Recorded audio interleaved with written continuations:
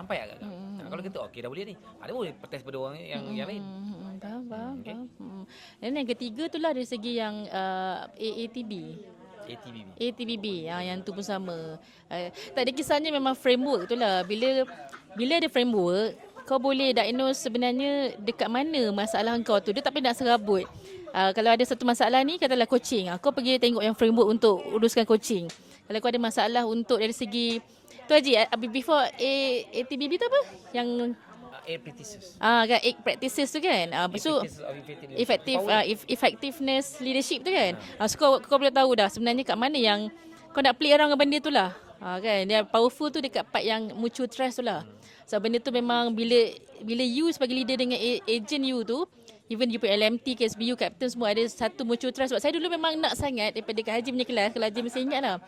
Macam mana nak create trust sesama agent. Sebab kita sincere je. Tapi kadang-kadang tak boleh connect dengan dia kan. tak boleh connect sebab aku rasa aku dah betul-betul sincere dah ni, tapi dia macam tak dapat lah benda tu. Dia sebenarnya sebabnya kita buat tak ikut flow.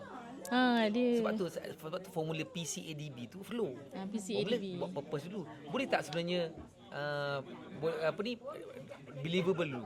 Tak boleh sebab dia memang ikut flow. Sebab tu dia ada dua formula dengan flow.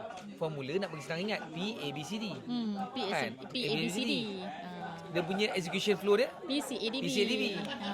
Jadi siapa yang faham yang tahu flow dia. Siapa yang belajar. Kalau tidak. Satu lagi, benda ni bukan setakat untuk ejen je. Untuk prospek. Betul, untuk prospek. Untuk BOP. Betul. Untuk sales. Kan? So it's a long process, tapi dia akan buat macam kita sincere dengan dia. Dia nampak kita punya sincerity.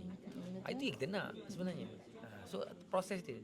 Sebab tu benda tu is a kata proses yang you kena implement. You tak boleh belajar lepas tu Teori kan. Kau tak buat tak ingat. Tak jadi. Kan?